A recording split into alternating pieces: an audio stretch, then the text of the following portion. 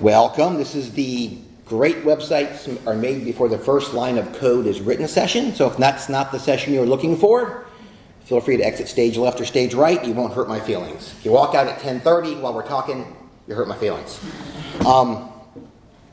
Okay, so who are we? I am Chris O'Donnell. I'm a digital strategist with Promet Source. I built my first website on New Year's Eve 1995. When my very pregnant wife went to bed early and left me up with a Windows 95 computer and a fridge full of homebrewed beer. I did get my website online before midnight, so I can say I had a website in 1995. It was somewhere around 3 in the morning when I figured out Unix file permissions and made the directory world readable so anybody else on the planet could see the website. But technically I did have a website in 1995. I turned that into a job at a web design firm like 3 months later, and 20-something years later, here I am. I'm a certified Drupal 8 site builder, although my actual job responsibilities are more strategy, business development. I don't actually build websites for a living. And my co-presenter is our creative director, Mindy. Hi, my name is Mindy. I'm the director of UX and design at Promet. And I built my first website in 1999, also on New Year's Eve, coincidentally. We're nerds. And I realized then, I said, I don't want to be in code, and if a sentence can end with a space and it has too many spaces or periods, it ruins my whole, 2 hours are gone. So I said, I'm going to focus on design and UX and really spend my time there. So that's what led me into the front end of things. And I have been working in creative services, starting in graphic design, photography, which led all the way through to when the internet became a thing and apps and things like that became taking off. I sort of got on into that industry and stayed with it since it's been evolving. Now I work with Promet on strategy. I work with business development on initial client strategy, as well as the project strategy throughout the course of any of the work we do, as well as work with our teams on branding, marketing, content development, as well as user experience and user interface, which is what we're going to be going through today with you guys on strategies for how to create a project with that alignment early on. So we'll continue. Okay. Just want to get a feel for the room. Who's more of a designer type person versus developer? Couple. Who's more of a developer? Any project manager? None of the above? Sysadmin. Sysadmin. Okay. CI. Alrighty. Awesome. Okay. Just wanted to get a feel for who's here. Thank you all for coming. Okay. So what are we talking about? We talk about driving strategy with human-centered design. Well, the reality is the world's best Agile process can't save a project you probably shouldn't have started in the first place. So the goal with human-centered design is to do a lot of work up front before anybody even installs Drupal 8 core to make sure that we're doing the right thing with Drupal 8 core. Because first of all, it's much cheaper when we're in a room with a whiteboard to change our mind versus change our mind after we built 10 content types and 32 blocks. The change later on becomes much more expensive. So we want to try to make sure that we're doing what the client wants, and even more importantly, what the client's users want before we actually do anything with code. So what is human-centered design? First of all, who's heard the term human-centered design before? Who's heard it as user-centered design? It's kind of the same thing. But we'll start with the definition of design. Design is the discipline of generating solutions to problems and opportunities through the act of making something new. That's kind of obvious. Human-centered design is doing that where the activity is super focused on the needs of the users of the system that we're building. I think we can all real quick think of some systems that were not built with user or human-centered design, like coach seating in whatever airline you were on last, right? That was not built with the users of the plane in mind. That was built with maximizing the revenue yield of every flight for the airline. Any interaction with the Department of Motor Vehicles probably in most states. Although I do think some states are getting better at that. Right? Or systems that are designed for the government employees to process things and make their job as simple as possible, not so much for the person standing in line 3 hours to renew their license. So why do we do this? A few things. Number one is greater client engagement. This is literally, when you start this process, you'd be in a room, and quite frankly, some of our client teams are about the size of the audience here sometimes, and you're in a room full of whiteboards or big sheets you can write on, and you're just getting everybody on the client team super involved from day one in the project, getting their feedback, getting their opinions, making sure they're heard. This also leads to better stakeholder alignment, especially in like a government project or maybe higher ed, where you've got literally 15, 20, 25 different groups of people that have some input into the website project. You want to make sure everybody feels heard. I mean, the Department of Finance may really not care because they may have one page with like a contact, phone number and email if people want to get a hold of them. They're not really doing anything with the website. But if their opinions aren't heard on day one, they can cause a problem on day 30 when they suddenly complain about something because they didn't feel like they were part of the process. So by getting everybody involved early, making sure they get all their input, even if in some cases they don't really care, they just feel better about the process, and you get that stakeholder alignment on day one, and you don't have those monkey wrenches on day 40. And then also deeper knowledge transfer. I mean, a human-centered design session is usually 2 to 4 days on site with the client. In a room, hyper-focused on designing the product or the website that we're working on the client with. So that's a really intense sort of focused work, and a lot of good things come from that. The clients get super engaged. We as the agency are super engaged. We learn a lot. The clients usually learn that the answers they thought they knew the week before or when they had the RFP out actually aren't the right answers, because once they start all talking amongst each other, they realize there's bigger issues or bigger problems than they were thinking. So you get a lot deeper knowledge transfer out of the process up front, which again leads to better results down the road. So, why? I mean, so what? We have these great meetings, everybody talks. What actually comes out of it? Well, the first thing you do is you reduce risk. Like I alluded to earlier, if you're going to make mistakes, let's make them when we're all working on whiteboards and not when we've already prototyped the product. And even prototyping is a better place to make the mistake than, user interface testing later on. Then you realize that everything's not done right. Again, if you're reducing risk, by definition, you're usually reducing cost. Same concept. Let's make our mistakes when we're working in wireframes and whiteboards, not when we've already built the content types in Drupal. You can help tame complexity, which ties back into reducing cost and reducing risk. Because again, if we start talking about stuff up front, we can look for the simple solution. We're not in a rush sometimes trying to hack together a solution at the end of the day. And also then this promotes collaboration. Again, you're getting 10 to 20 different teams from a client. In a big organization, these people may never talk to each other in their day-to-day jobs. But you get them in a room together, get them thinking about the challenges their clients or their end users or stakeholders face and how you can solve it with this product, and good things happen across the board. So, how we do it? I'm going to turn this over to Mindy because she's literally the person at Promet Source that goes and does these human-centered design sessions with our clients. Yeah, thank you, Chris. So how we do it, we have it initially focused on workshops and the human-centered design sessions, as Chris put it, where we bring all of the stakeholders into a room. So we identify stakeholders, we try and bring them in a room early on, like we talked about project kickoff, to talk about the design, the requirements, so forth. But that's not the only people we're concerned with. Those are the clients. We're also concerned with the user of the system and the other stakeholders that might not even be within the organization. So we look at the person involved in any system as well as any problems they have, and where those three things come together is sort of the sweet spot for where we need to focus and spend the time. Because as a designer, I can design a site that works for me, right? I would love to design an award-winning site, but if it doesn't work for the user or the people involved, it doesn't fix the problem or provide a good system, then it's not going to be useful.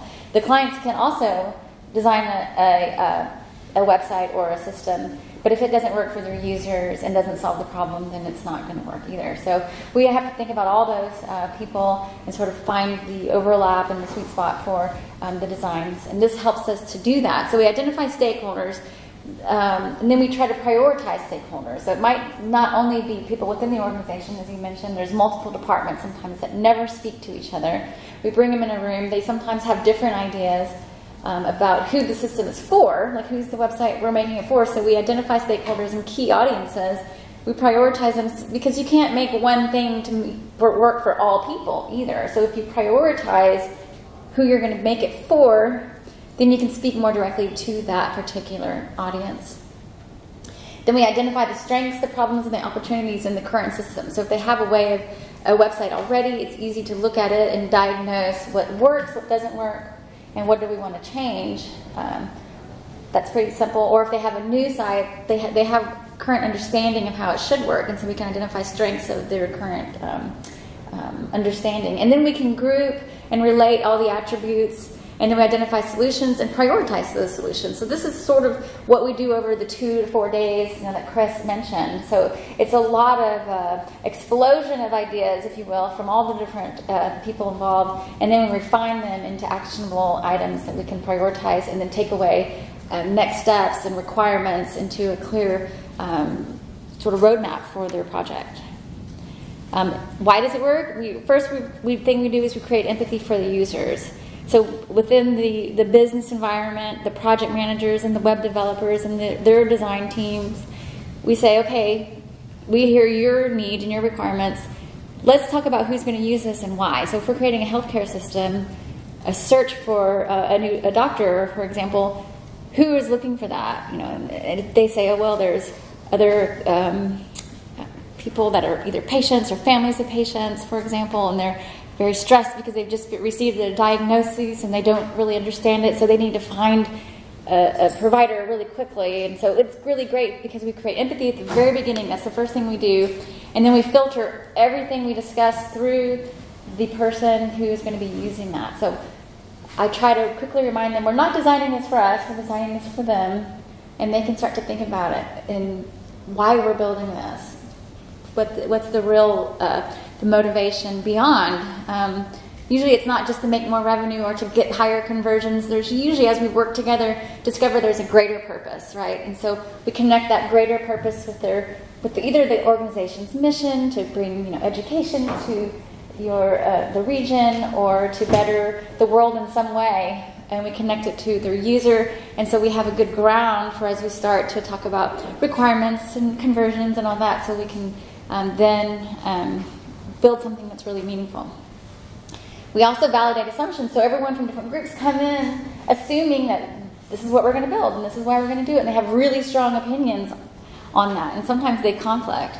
So we get in the room together and we talk about what this person wants, what this person wants, and we get to make an agreement early on, and we validate assumptions about the users, because sometimes they also say, well, our users need X, Y, and Z, and human-centered design doesn't end after the kickoff, after the workshop. We take that practice into things after the workshop where we talk to their users, we do interviews, we do persona development and things like that, where we can then validate the assumption and come back and say, look, we did some research, and your assumption that this is what the users want is actually a little bit different than you had told us. And so that's helping them understand their users better as well. And then we create solutions. So at the end of the day, they feel really satisfied after we've worked through all these things, because they can see right there on the wall, it's a very visual process, that we have solutions to some of the problems that they've brought to us. We talked about it being human-centered design, user-centered design. Design thinking is another term that you may have heard that we use. So here's an example of what it might look like. So design thinking, we're taking the conversations, we're facilitating conversations, and we're either drawing them out or asking people to contribute Post-it notes and stickies, and we're able to make something visual that they can start to see. So here is what we might do with stakeholder mapping. We put in the center of a whiteboard their website they're going to make. Here's a little Drupal drop that shows the potential website, and then who are all the people involved, and we start to draw out groups. It's there's internal groups, there's external people like press or media that have an interest in the project. They're going to visit the website. They're going to either use it, critique it. They're going to be a competitive company that's also going to look at it. And so we put all the stakeholders, anyone that would either use or have an interest in the website, what's their sentiment, what's their thought process, and we start to relate those activities before we even start to talk about who our users are.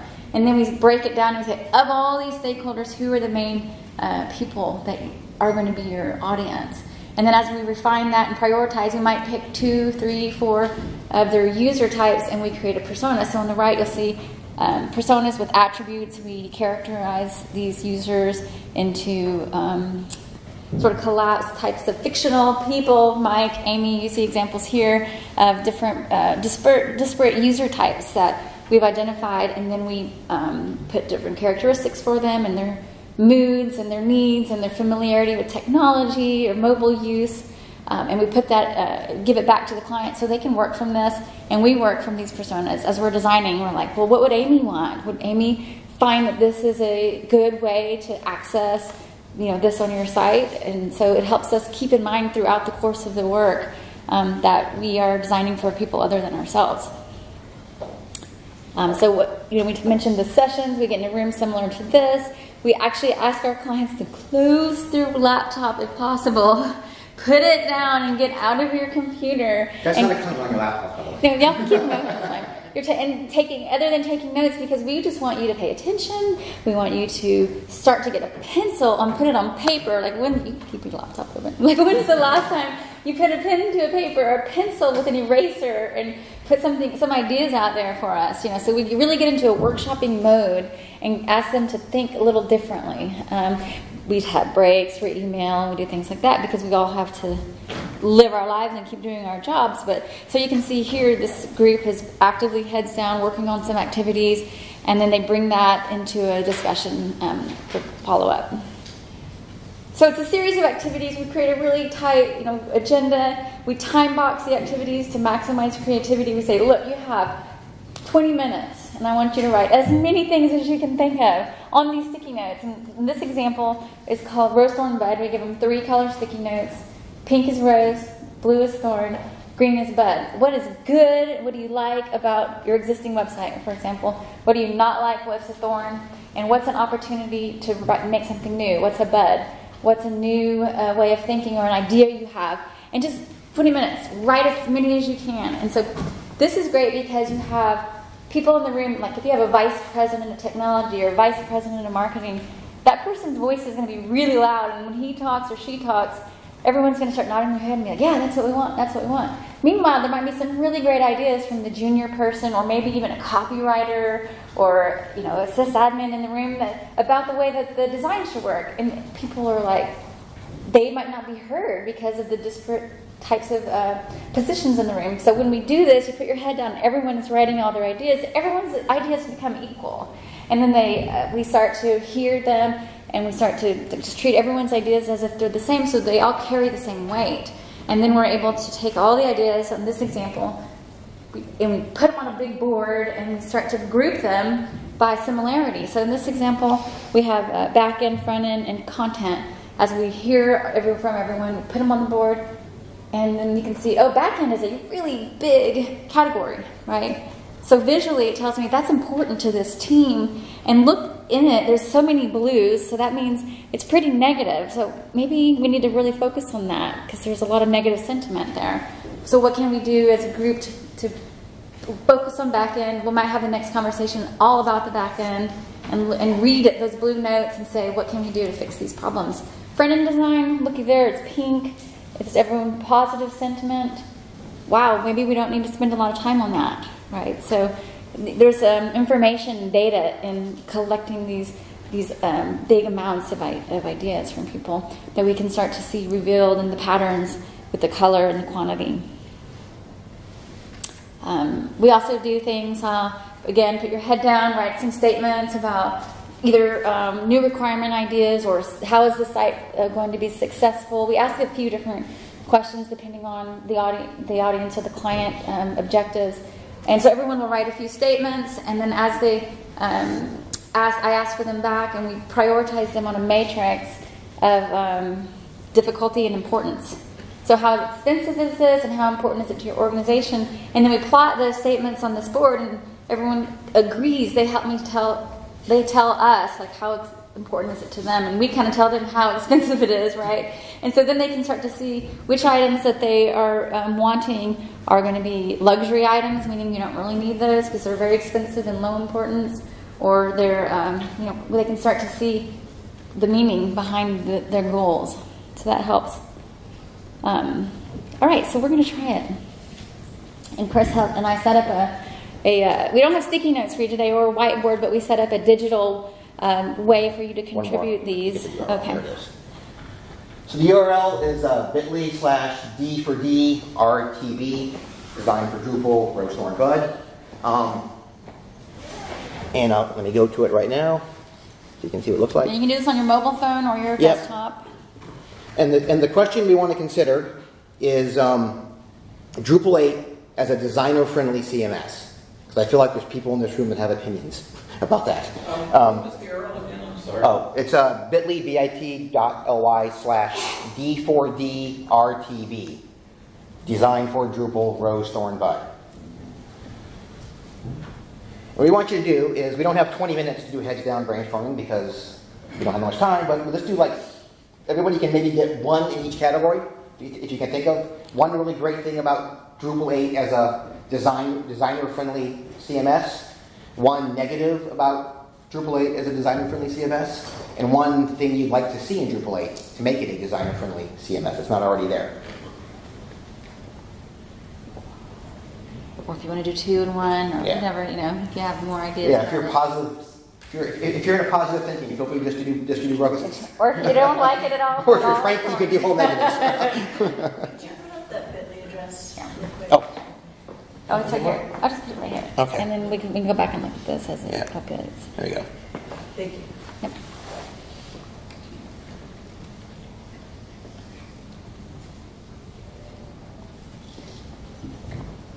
And if you're not familiar with Drupal 8, you can just think of Drupal or in general a content management system if you have thoughts on working as a designer within an established CMS platform.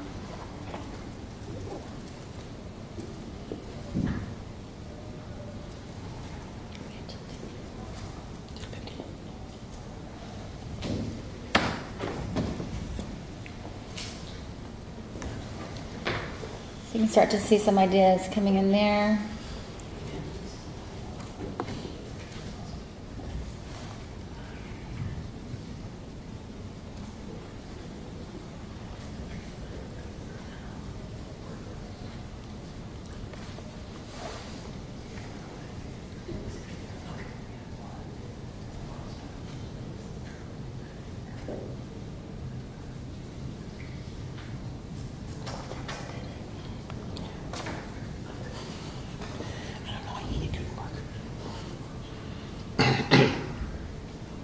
I think there's actually some people working on that. Porting Gutenberg to Drupal.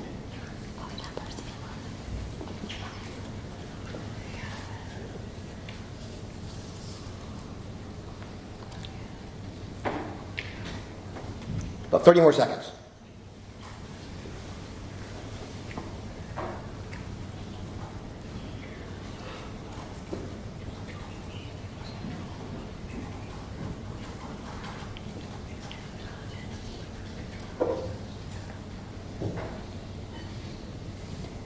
All right, so I'm going to go ahead and call it and just say that here we have quite a few ideas. I'm seeing more. This is barely enough to make a judgment on, but if I were to say there's more negative things out there than positive. This is the third time I've done this session, and this is the first time that the roses weren't like dominating. So Yeah. I'm not sure what that means. Maybe we're just all in the morning and not enough caffeine yet. And it's a more design focused session. And so, but there's still the positive things, and then some ideas actually are really good, and that if those are implemented would be helpful to the system. So now what I'd like us to do, the next step is to go ahead and put thumbs up or thumbs down on some of the ideas that you see out there, and start to vote up some things if you can review them on your device and see if you have any preferences for those. I see you're already doing that. You got to change the view. Yeah. To votes, yeah.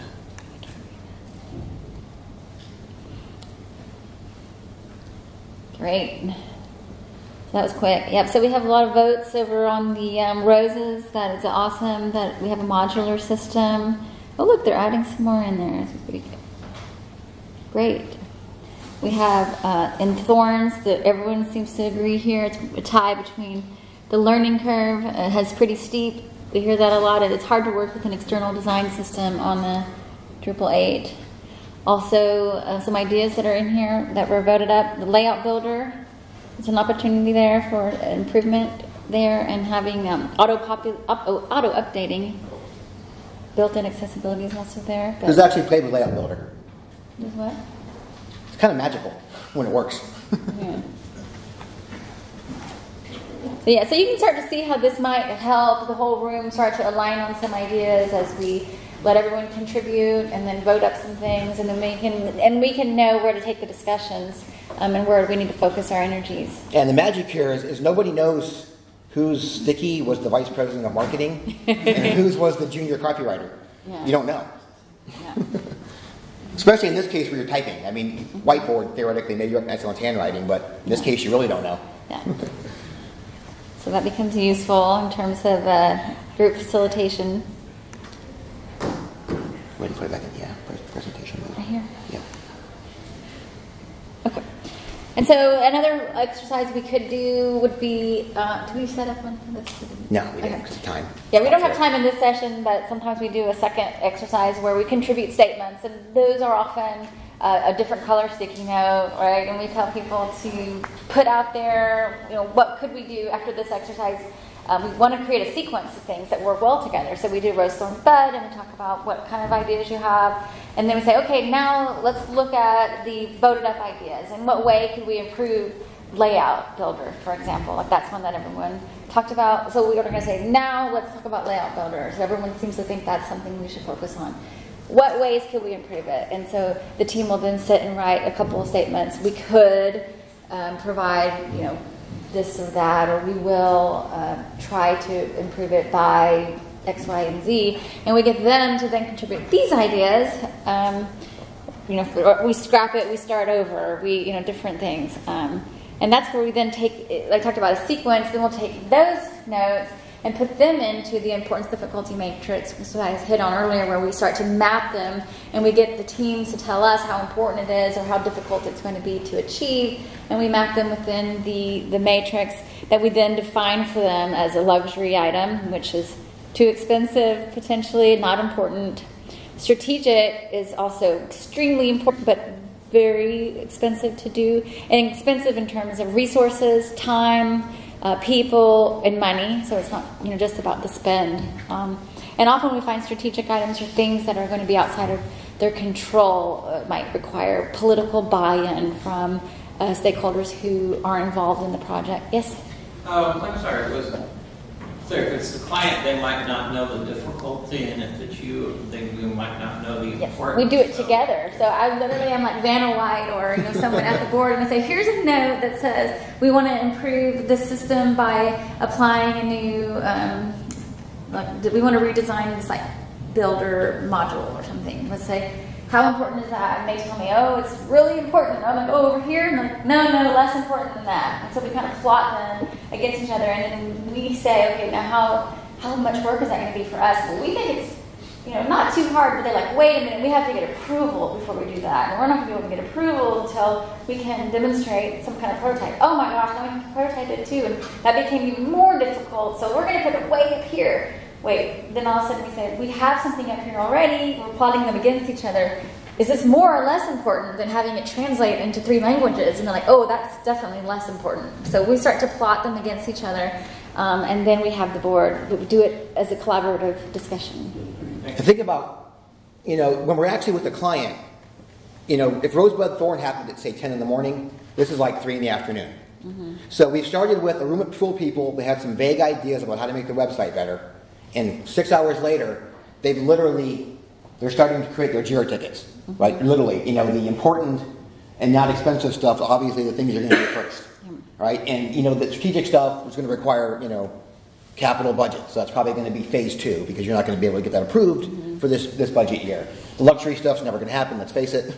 And then, the low-hanging fruit, you just sort of mix in. So you're literally taking them from vague ideas to a task list in one day. Yeah, this often becomes requirements documentation. It often becomes JIRA tickets, sprint planning. We can do a lot with this information, and the team has agreed. Okay, this is going to be phase 2. This is going to be this is not doing it all, and this is something we're going to tackle first. Like low-hanging fruit, easy to do, low cost to implement. Let's just knock that out right away, and then target things are really the core focus of their solution that we've worked on together. So that's generally how we. Then we can, if we need to, if we have more time or they want to take it further or they want to process, we can take the ones in a particular segment out. We might take target out and start just, okay, now we'll make an epic of these maybe in the tickets and put little tasks about how we're going to do it, or there's a multitude of ways to utilize these types of conversations, but you can continue to process and drill down so the day starts pretty strategic and high level, and we get really tactical as we go through. Does it work? Yeah, fail. So everyone's afraid of failure, right? We don't want to fail, and then we try to avoid it. But this helps us see where failure is an opportunity. We want to fail fast, and we want to fail early. So that's the key in human-centered design. We have the conversations with our clients, like these workshops and so forth, and they tell us all the things we need to have. And sometimes we can go build it, but is it going to succeed? We still don't know. So what we have to do next is we have to validate it and make sure that we have more opportunity for success. So once the system is in development, as he mentioned earlier, it costs 10 times as much to fix it. If we diagnose the problem in design or the concept, the system, and after the system has been released, it costs 100 times as much. So let me restate that. Once the system is in development, correcting the problems is 10 times as much as fixing the problem in design. There you go. Thank you. There we go. That's better. I'm visual. So you can see at the top of the triangle, if we're fixing something and we're iterating, the cost of repair is 1 time. If we're building it and we're in the middle of code and we're in the middle of development, it's going to cost 10 times more than fixing it during concept. But once that product is released, the cost of change is 100 times. And so that's why we have the ideal user touch points, because I mentioned we want to fail. We want to get out in front of the users and have them tell us this isn't going to work for us. The ideas that y'all put forward aren't they're not working, or we can't find what we need, or it's not communicating well. So we want to get in front of the users, iterate and change with them, and revise before we have even get to the build or the release phase. And how we do that, we validate the data we've heard from the clients, from the stakeholders. We get in front of the users, we do user interviews, we do usability testing, and we do stakeholder interviews and prototyping. So we can fail and learn on paper, learn in digital prototypes and wireframes what we want to rearrange, what we need to move, what we want to restructure. We test things like the site structure, the content, the page layouts, the user experience. We even talk to users about what their needs are, so how can we even message to them in a way that they want to be heard. A lot of times we find working with organizations, we hear acronyms, we hear jargon that once we talk to the users, they have no idea what it means. So some of the feedback we give them is in their language, about using more common language that is SEO friendly and user friendly, so that we can build the system message and design it in a way that's usable. I'll do these. Okay. Alrighty, so we're getting close to the end here. Just want to kind of talk a couple of real examples where we did this and what came of it. Lehigh University. Anybody by chance here from Lehigh? I did that in a previous session. 2 hands went up. So Lehigh, talking about language, one of the big things that came out of our work with Lehigh was that they're like marketing and communications people use different words for parts of the website than the technical team. Like they couldn't even have a conversation about the navigation bar because that meant something different to the 2 different teams. So one of the things that came out of this work with Lehigh was we basically helped them build a common vocabulary, so when someone said left nav bar, everyone knew what they were talking about. Because that obviously would help the conversation flow better if you can at least be speaking the same language. This is Mindbody. If you do like yoga or Pilates or something and you have an app to schedule, it's very likely Mindbody on the back end of that. So their customers are all the yoga studios, Pilates studios, so forth, spin classes. So they have two groups of users. They've got the people that are scheduling a yoga session are not their customer. They're not giving any money to Mindbody. They're the customer of the yoga studio. And they've got the yoga studio who's actually their paying customer.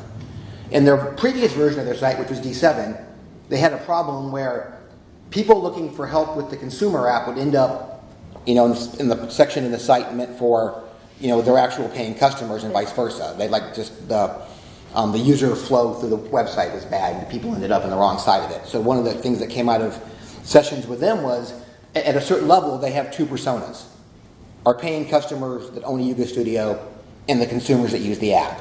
And we had to build the site, help them design the site to very quickly funnel the people coming to the site into the right side of it so that they were finding the content that actually mattered to them. And then one more, just a different. Those first 2 were like big, complicated D7 to D8 type of projects that we're all familiar with. That took months and months to finish. ALA Ready to Code was a small project sponsored by Google with the American Library Association that went from contract signature to site launch in like 38, 40 days. So in the previous 2 sessions, cases, we went on the client site and spent 4 days there, had big whiteboard sessions. This one, we did the whole thing remote because we didn't have time to go fly anywhere. Plus, they weren't distributed. And then we had to go from those conversations to a live website, Drupal 8 website in 40 days. So this human-centered design is not just for big, huge site migrations or big, huge product development projects. You can use it on a smaller site. Obviously, everything gets scaled down in time and so forth, but it's still the same process. Okay, the final slide. Nobody cheered. Good sign. Takeaways from this process, hopefully for you all. Human-centered design is a process that you can learn. I am not a designer. Nobody will ever pay me to design anything. I can't even draw a stick figure that looks decent. But I understand this stuff because she taught me. At a certain level, it's kind of a methodology for running an effective meeting. I mean, you got a room full of 30 people, and you're trying to keep them focused on this goal of improving some system, whether it's a product or a website or maybe, if we're lucky someday, coach seating in airlines. And this process sort of keeps them all on track and working towards a goal that's going to actually make sense at the end. And then it also helps remind everybody in the room that we're building this system for our users, whoever they may be, patients, customers, etc., and not for the designers. Because we all know when we're designing something for ourselves, sometimes things go awry. As I talked about earlier, this process lowers risk, lowers costs, results in better websites or better products. And coming out of that process, it forces your client, or if it's an internal process, it forces the internal team to work together in ways they probably don't normally do. You're forcing cross-functional collaboration because you're getting the VP of marketing and the VP of finance in the same room, which probably doesn't happen very often. And promotes teamwork, which has a lot of obvious benefits to the process. And then final bullet point, it's kind of fun. I mean, I didn't see, you pretty quickly churned out a list of ideas about Drupal 8 as a designer-friendly system. And getting people involved like this, they tend to enjoy the process. And if we're having a good time, also, that usually ends up in better results too. And now we have about 5 minutes for questions before they kick us out. If you come up to the mic too, so we can hear you on the recording for people watching online.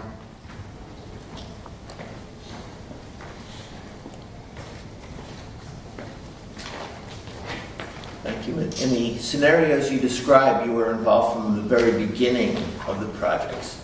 But often an organization will have already figured out what they think they want before they bring in a consultant. Heels are already dug in. How do you get past that? I'm kind of the primary sales guy, so yeah, I know exactly what you're asking about there because I have to deal with it all the time. I mean, some of it's trying to sell the benefit of the process, right? You just try to convince them that if you haven't actually gone out and talked to your users, you probably don't know what they want. And from an organizational standpoint, sometimes I have to say, look, we don't think we can be successful parachuting into your project in the middle and trying to build the system just based on what 3 guys in a room decided 2 months ago over a half-day session internally without ever talking to your users.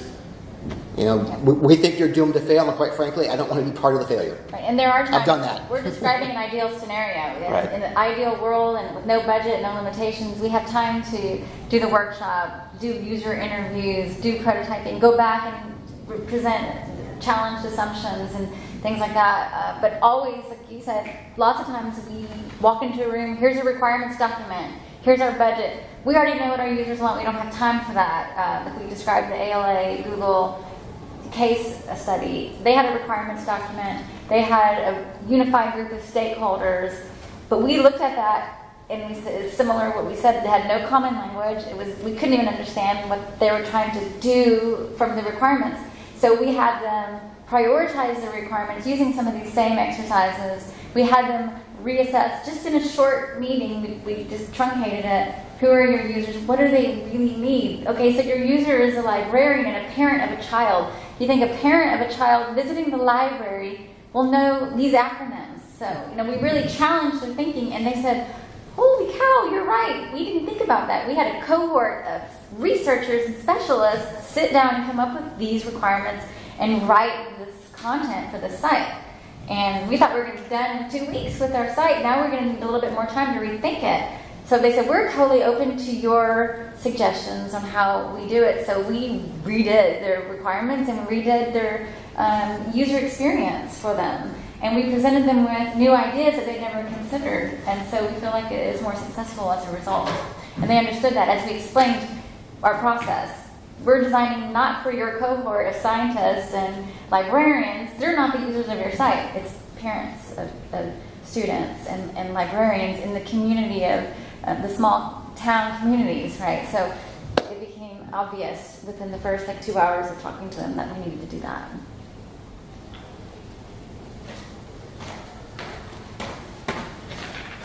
I'm curious what challenges you face when you are sort of forced to go through this process remote and not in person, and how you overcome them.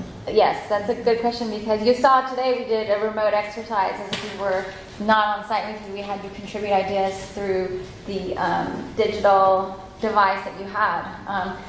So when you're on site with someone, like I said, you get your brain out of your computer, and I feel like you get way more right brain exposure to be able to be creative. You're putting your computer down, you're getting a pencil, you're thinking differently. So you're engaging some creative parts of that you're not really used to. When you're remote, you're still on your computer.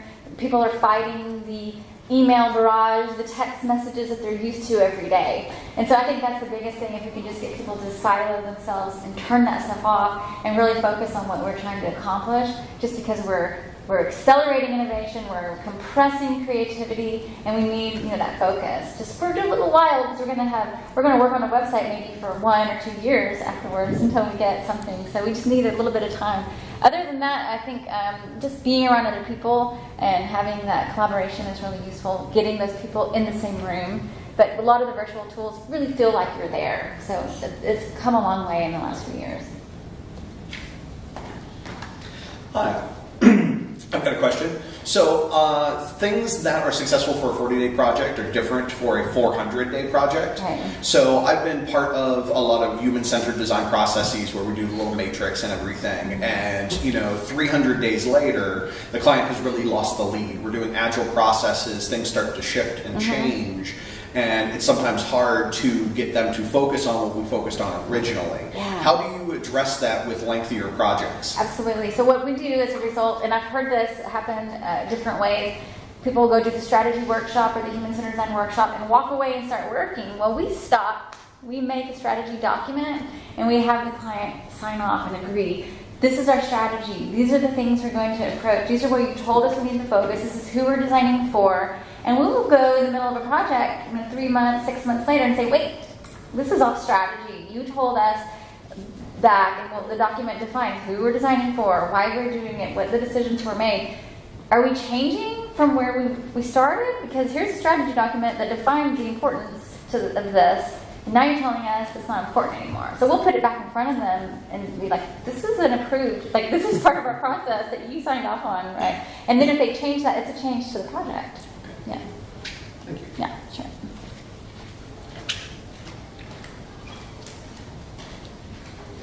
All right, well, thank you all for coming out. We probably need to get out of here because the next session starts in a few minutes. But we're around all day if you have questions.